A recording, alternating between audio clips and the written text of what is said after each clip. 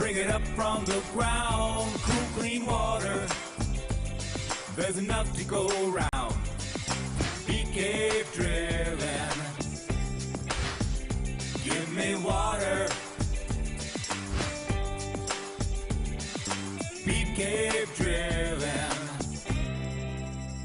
Give me water. Give me water. Bring it up from the ground, cool, clean water. There's enough to go around. Bee cave drilling. Give me water. Bee cave drilling. Give me water. Hi, I'm Jim Blair, president of Bee Cave Drilling. Today we're out in beautiful Liberty Hill, Texas, and we're just going to drill a water well here. Wanted to stop and show you this. We've got Steve and Michael and Rick out here with a 30K deep hole package from Speedstar out, and we're going to drill a Glen Rose well. I'll get out of the way and let these guys get started.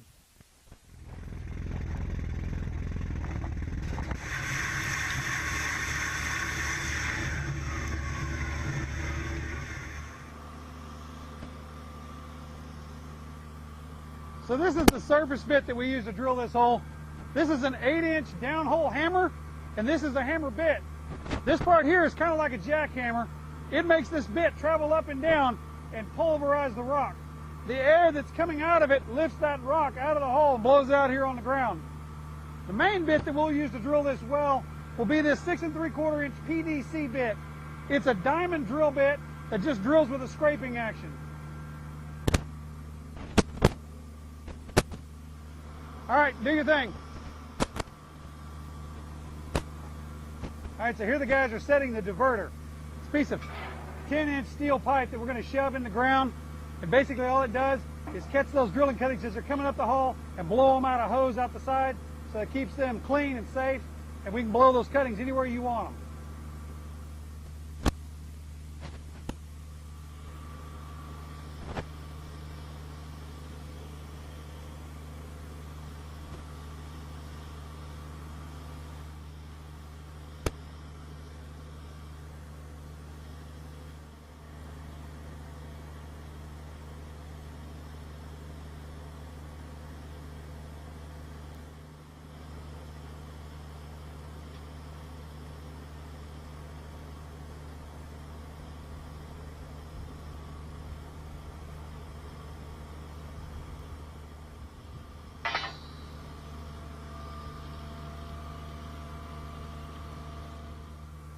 Okay, so you can see here's our 6 3/4 inch PDC drill bit. We've got it screwed into a piece of drill stem that we call a stabilizer. It's got ribs on the side of it, and the outside diameter of this is about 1/4 of an inch less than the outside diameter of this. This pipe is 10 foot long, and what that does is it keeps the hole straight. If we go through a small void or something, this bit will want to dodge over to the side. But these ribs up here are following that hole that we've already drilled, won't let it dodge off to the side.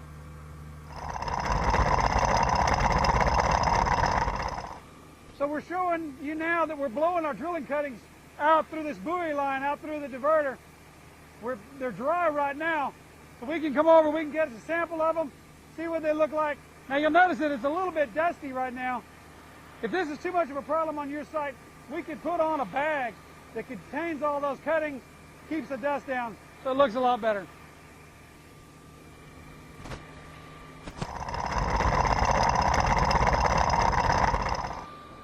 All right, we're down to about 430 feet right now, and it's making about 7 gallons a minute. We're just into the top of the zone. We're going to go a little deeper, see if we can get a little more production out of it. All right, so we got the well drilled down now. We're at 470 feet. We got a little few more feet to drill. It's making 20, 25 gallons a minute. You can see that blowing out here. I wanted to show you some of the cuttings. This is the production zone. It looks like a quartz kind of a rock. It's limestone based, but that drill bit has chewed it right up. Got us some good water. Okay, so we've got the well drilled now. We're down to 480 feet. The guys are doing a bucket test on it. We just did a few of them. Every time it takes about 15 seconds to fill that bucket, which comes out to be about 20 gallons a minute. It's a good strong well, starting to clean up. In a little bit, we're going to pull the drill stem, put the casing in the hole.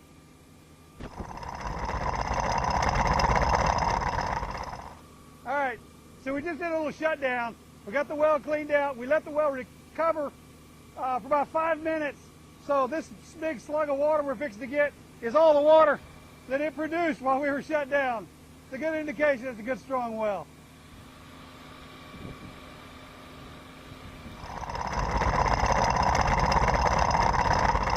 One of the things we like to do here at Bee Cave Drilling is test the quality of the water in each zone that we hit.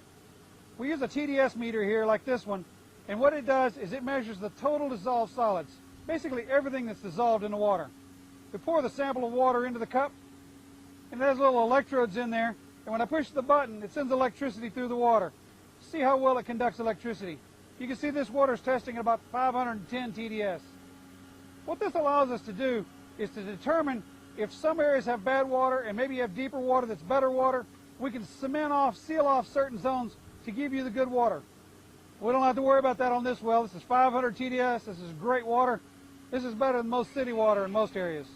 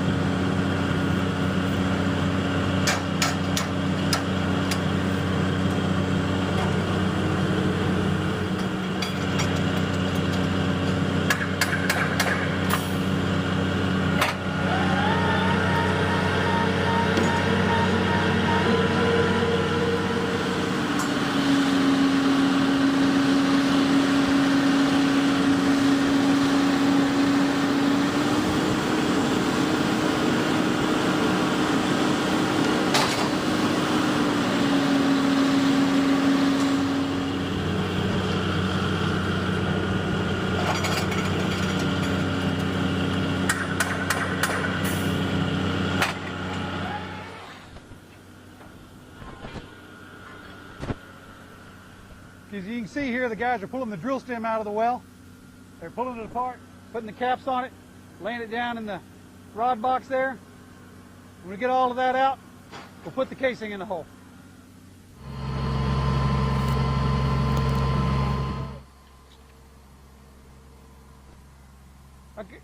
Okay, so first joint going in, casing. We're going to put this perforated casing in. This is going to let the water in. We're going to have a couple of joints of that perforated casing. Let that water in down where the production zone is.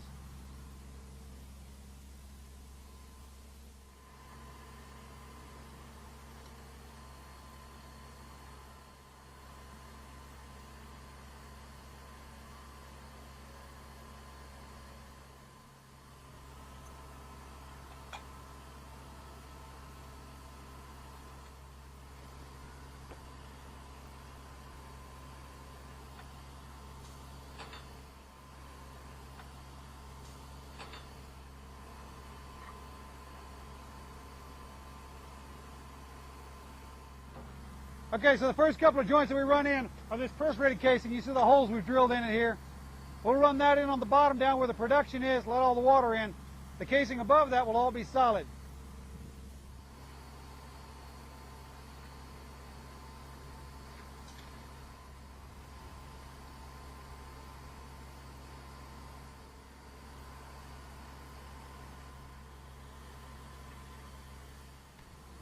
So now the guys have got the perforated casing down in the well. Now we're going to install what we call packers. They're a seal on the outside of the casing that seals between the casing and the borehole wall. We'll put them down just above the production zone to stop any clay and any sand, any bad water from migrating down the outside of the casing and getting down into our production zone.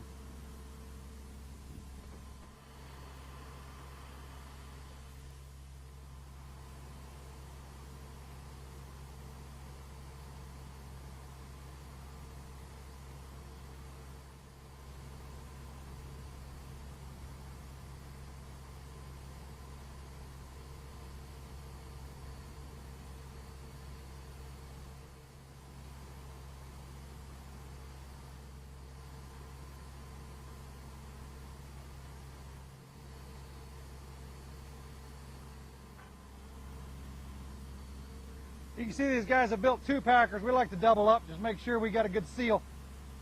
They've got burlap there that we put above that packer. It just helps to catch any fine sediment that might be trying to migrate down the hole and helps pack or seal.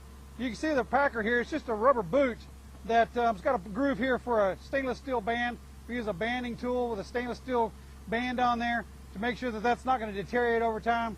We don't want this well failing.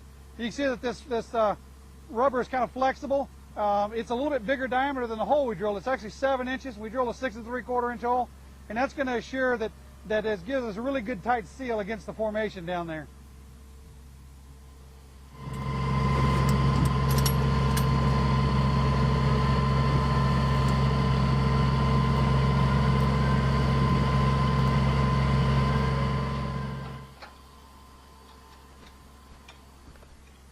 Well, the guys have done it. They put all the casing in the hole. This is the last joint going in right now. One of the things that we like to do at BK Drilling is case all of our wells all the way to the bottom as best we can. We don't want to get that pump down below the casing, get it hung up in a cave or in a formation or hang ball on the bottom of the casing. We want it to go all the way to the bottom, set the casing down in the bottom hole just like that. Now we're going to rig down, move the rig off the site, and we're going to cement this well. We've got those packers we put on the casing 50 foot down, and that's going to catch this cement that we're going to pour in the hole.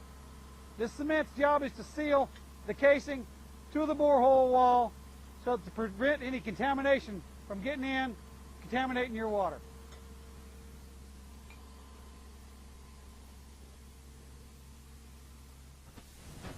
So here the guys are, they're cementing this well. What they're pouring in there is just Portland. Portland and water. They mix it in this barrel, pour it down the hole. We don't use any sand, any gravel in this. It's called neat cement. It's required by the state. We put 50 foot of it in there. The state only requires we do 20 feet, but we like to do a little extra.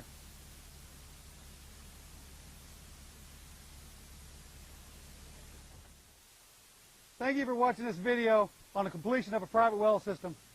I hope that you saw our pride and attention to detail that we take in building you a private water system. Check out our website or our YouTube channel to see other videos on how we complete a private well system. Maybe we can come build one of these for you someday. Give me water, bring it up from the ground, cool, clean water.